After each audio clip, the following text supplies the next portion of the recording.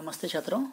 हम अपने पिछले अवधि में रडार नामक पाठ को पढ़ रहे थे, उसी को आज हम आगे बढ़ाएंगे।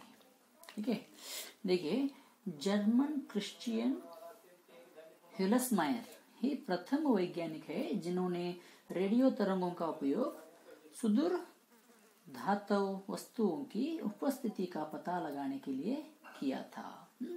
जर्मन के क्रिश्चियन हिल्समायर जो ऐसे व्यक्ति प्रथम विज्ञानी है जिन्होंने क्या किया, रेडियो तरंगों का उपयोग, रेडियो के जो तरंग होते हैं उनका उपयोग सुदूर धातु वस्तुओं की उपस्थिति का पता लगाने के लिए किया था। दूर में होने वाले वस्तुओं को, दूर में रहने वाले वस्तुओं की पता करने के लिए उन्होंने इस रेडियो तरंगों का उपयोग किए थे। प्रथम व्यक्ति कौन है?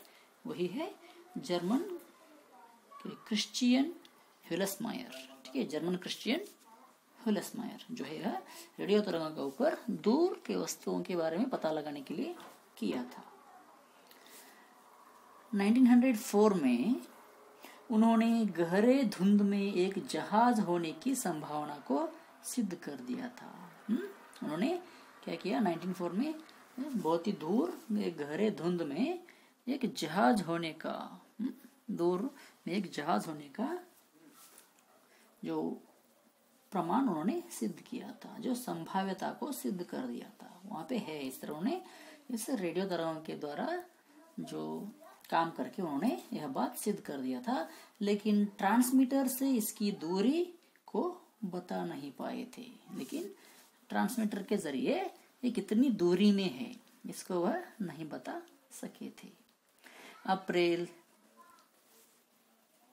1904 में उन्होंने इस उपकरण का पेटेंट प्राप्त किया। वो जो उपकरण था उस उपकरण का पेटेंट प्राप्त करके और बाद में उस यंत्र में आवश्यक सुधार करके, बाद में क्या किया उन्होंने, उस जो यंत्र था और जो मशीन थी उसमें जो आवश्यकता के अनुसार उन्होंने उसमें सुधार किया करके जहाज की दूरी का भी पता लगाया। फिर बाद में उन्होंने क्या किया, वो जहाज कितनी दूरी पर है इसको भी उन्होंने क्या किया, पता लगाया।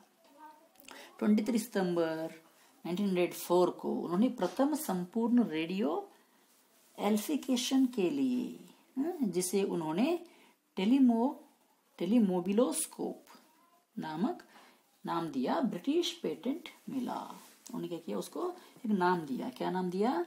टेलीमोबिलोस्कोप। सर उसको उन्होंने नाम दिया और बाद में वह ब्रिटिश पेटेंट भी मिला, उन्हें ब्रिटिश का पेटेंट भी मिल गया था। अगस्त 1917 में निकोला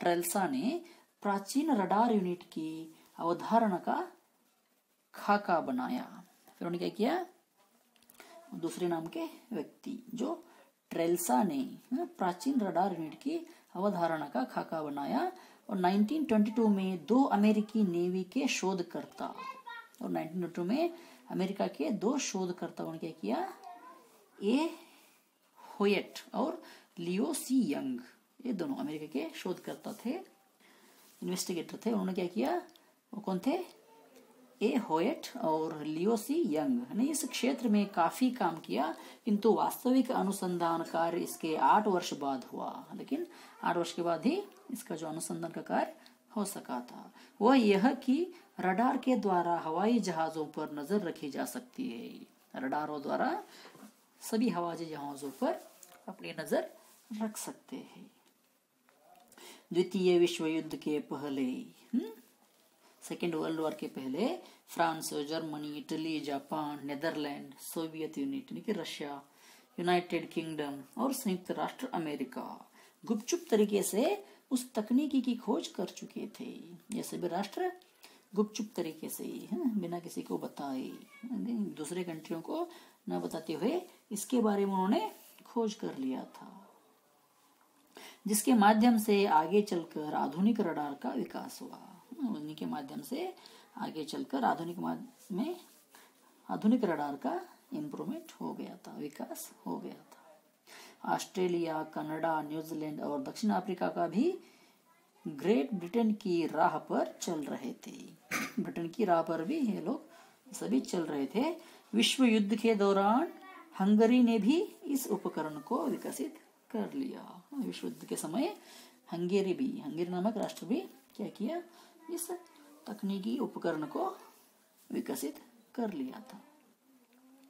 1934 में संपूर्ण रडार सिस्टम उभर कर विश्व के सामने आ गया और 1934 में रडार का जो सिस्टम है वह पूरे विश्व में विकसित होकर पूरे विश्व के सामने आ गया।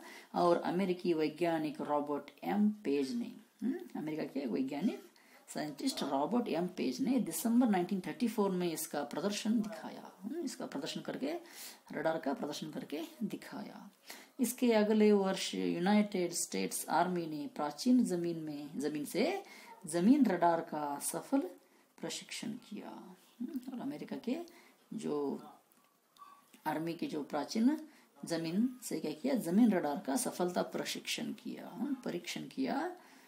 इसके बाद अनेक परीक्षण हुए, इसके बाद बहुत सारे टेस्ट हो गए। 1935 में पल्सड सिस्टम का प्रदर्शन व परीक्षण जर्मनी के गेमा फर्म और रोडोल्फ कुनहोल्ड ने किया। फिर आगे बहुत सारे प्रशिक्षण और प्रदर्शन होते चले गए।